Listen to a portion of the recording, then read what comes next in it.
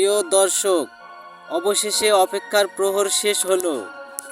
দুজন জেলে ওই পারে মাছ ধরার জন্য বিশাল বড় বড় দুটো ব্যাট জাল নিয়ে এসেছে। এই যে একটা জেলে ওই পার দিয়ে হাইটে হাইটে যাচ্ছে। জেলের মুখে খুচুর মুচুর হাসি, বড় একটা গজার দেখেছে। আর এই পাশে হচ্ছে আরেকটি আছে, আর ওই পাশে একটা নাল গেঞ্জি আছে।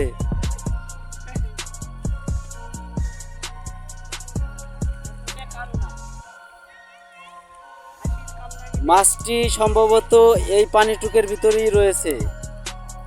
আপনারা ভিডিওটি না টেনে পুরোটা দেখুন।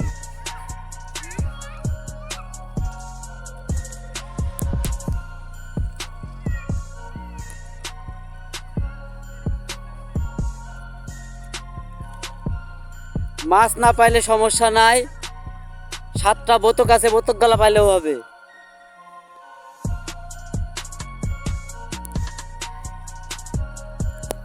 জালের ভিতরে তখন ঢুকি পড়ছে, তখন জাল আলার।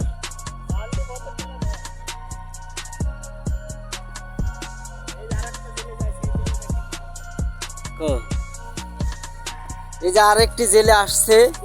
এই জেলে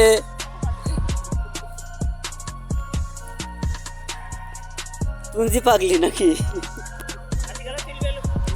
এই যে আরেকটি জেলে নামবে নদীতে।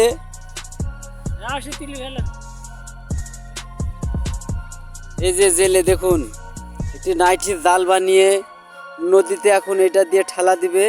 মাছটি ভয়ে আতঙ্কে লাফ দিয়ে বদনার ভিতর পড়বে।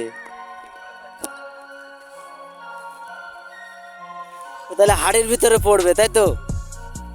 বদনাতে আটবে না। তাহলে কি কিসের মাছ? হাড়ির মাছ হাড়ির ভিতরে পড়বে নাকি একেবারে রান্দা হয়ে চাকা সহকারে থালের উপরে এসে পড়বে?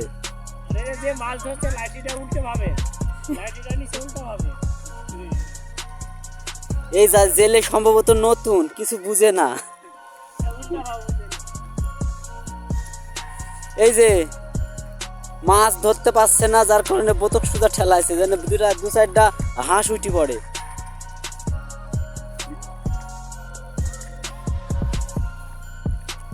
ওরে সাপ, ওই দা সাপ, সাপটা কি জোরে জোরে যাইছে রে। প্রিয় দর্শক, আপনাদেরকে এখনই ভিডিও করতে যাই আমি সাপের কামড় খাই, তো কপাল ভালো বাইচি গেছি। সাপটা আপনাদের দেখাচ্ছি। ওই সাপটা কো, আমি তো দেখতে পাইছি না। এই দিন এইটুকের ভিতরে আছে সাপটা, ভেন্ডি সাপ, একবারে গুলির মতো চলে গেল।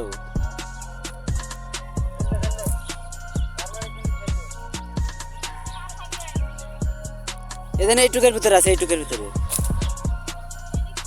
ভিতরে আছে। সাপটা গেল কতি? যা, এখানে সাপ আছে। ওই তো সাপটা ওই জায়গায় আছে।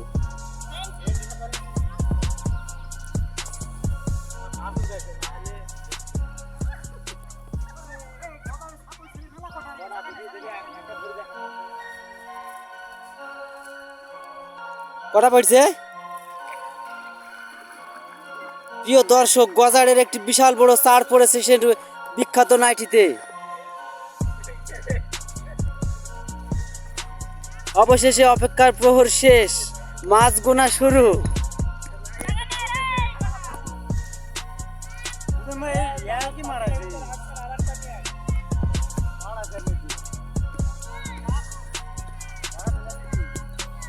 আজকের পর্ব এখানেই শেষ। দ্বিতীয় পর্ব দেখার জন্য অনুরোধ করা হলো।